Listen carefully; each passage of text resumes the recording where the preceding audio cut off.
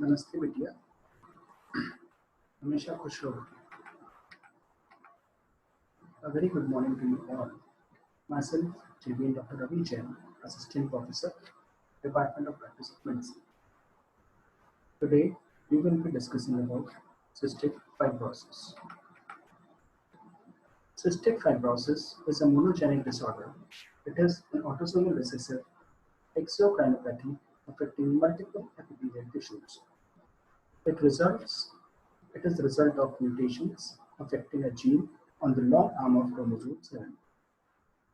The gene product responsible for cystic fibrosis are the cystic fibrosis transmembrane conductance regulator gene.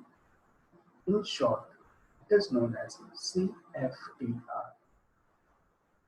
It influences salt and water movement across the epithelial cell membranes. The incidence is 1 in 2500 live births.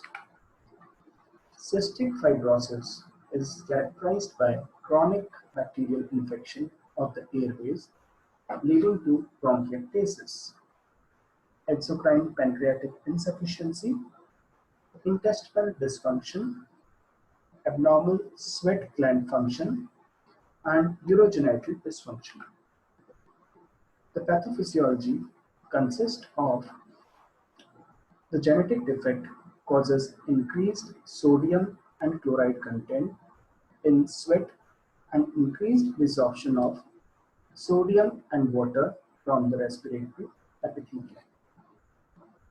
Relative dehydration of the airway epithelium predisposed to chronic bacterial infection and ciliary dysfunction, leading to bronchiectasis. The gene defect also causes disorders in the gut epithelium, pancreas, liver, and reproductive tract. Cystic fibrosis produces organ-specific effects on electrolyte and water transport. In the JAYOTI system, the defect in the sodium absorption and chloride secretion causes dehydration of surface epithelium. It causes dehydration of intramural contents and intestinal obstruction. In hepatobiliary system defect, chloride and water secretion causes thickened biliary secretions, focal biliary cirrhosis, and bile duct perforation. Inability of cystic fibrosis, gallbladder epithelium, to secrete salt and water can lead to both cholecystitis and cholelithiasis. The sweat gland secretion is normal but not able to absorb sodium chloride from sweat duct. The clinical features include in the respiratory tract, lungs are normal at birth, but bronchial inflammation and infections usually lead to bronchiectasis in childhood. The common infections are Staphylococcus aureus and Pseudomonas aeruginosa. The recurrent exacerbations of bronchiectasis causes progressive lung damage, resulting ultimately in death from respiratory failure. The upper respiratory tract disease consists of chronic sinusitis and incidence of developing nasal polyps. In the lower respiratory tract, the cough which becomes persistent and produces viscous, virulent, and often greenish sputum. The periods of clinical stability interrupted by pulmonary exacerbations, often triggered by viral infections. The symptoms include increased cough, weight loss, low-grade fever, increased sputum volume, and decreased pulmonary function. Over the course of time, the exacerbations frequently increases and recovery is lost and the lung function becomes incomplete, leading to respiratory failure. The complications leads to bronchiectasis, pneumothorax, hemoptysis, nasal polyps, respiratory failure, and core pulmonary. The gastrointestinal symptoms consist of meconium ileus, malabsorption, and steatorrhea. distal intestinal obstruction syndrome, biliary cirrhosis, and portal hypertension, and gallstones. There is exocrine pancreatic insufficiency, which occurs in greater than 90% of the patients with cystic fibrosis.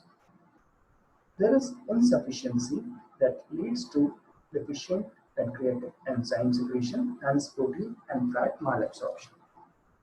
There is frequent bulky and foul-smelling stools. There is malabsorption of fat-soluble vitamins.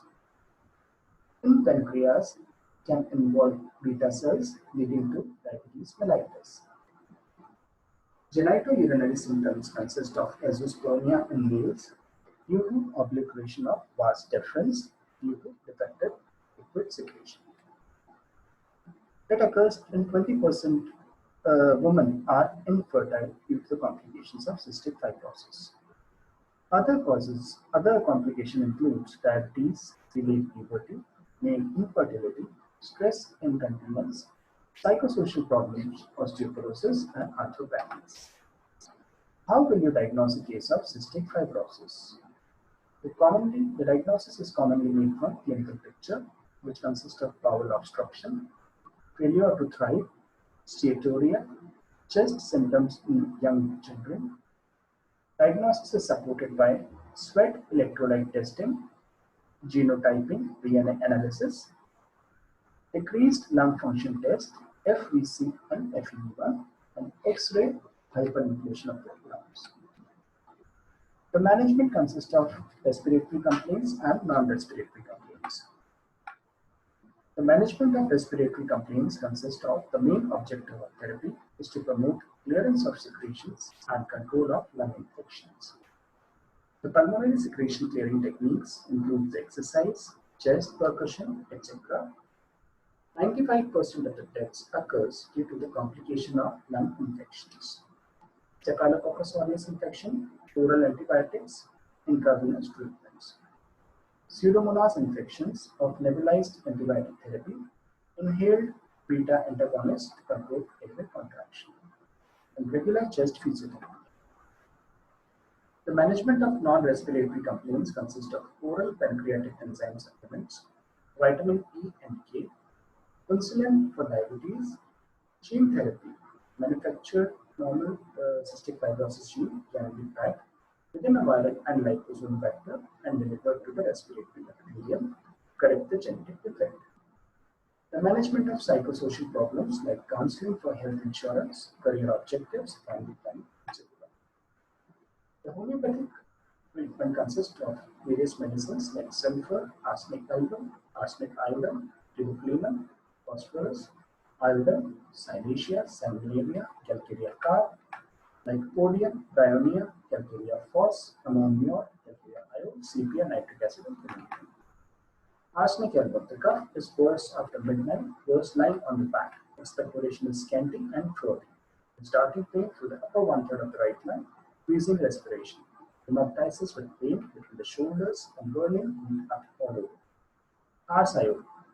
There is an afternoon rising temperature indicated by the profuse prostration, rapid irritable pulse, recurring fever and sweat, emaciation with a tendency to diarrhea. Balsamum peruvianum, useful in debility, active fever, phthisis with leukoequivalent thick, creamy expectoration. There are loud rales in the chest, camisole and enteric duct. Very loose cough, active fever and night sweats are present, with irritating short cough and scanty expectoration. Calcarea iode. It is used in the treatment of scrophulous infections, especially in enlarged gland tonsils, etc. Chronic cough, pain in the chest, difficulty breathing after sickness, active fever, and cream-filled expectoration. Iodine. Great debility, the slightest effort induces respiration. The great weakness about the chest, palpitation from the least exertion, pleuritic effusion, tickling all over the chest. Iodine cough is worse indoors in the warm, wet weather and when lying on the back.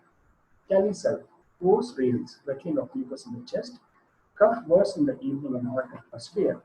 Total hoarseness, cough with yellow expectoration, rise of the temperature at night and intensity fever. Philendrium aquaticum. It is a very good remedy for offensive expectoration and cough phthisis. Everything tastes sweet.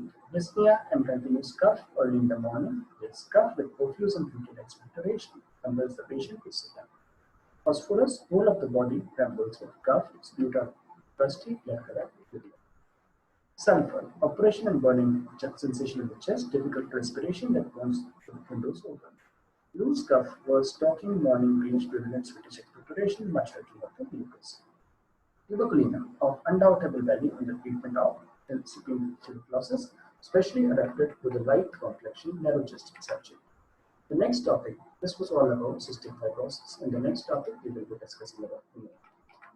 This session was powered by digital version 2.0 to VIDYAPEETH University.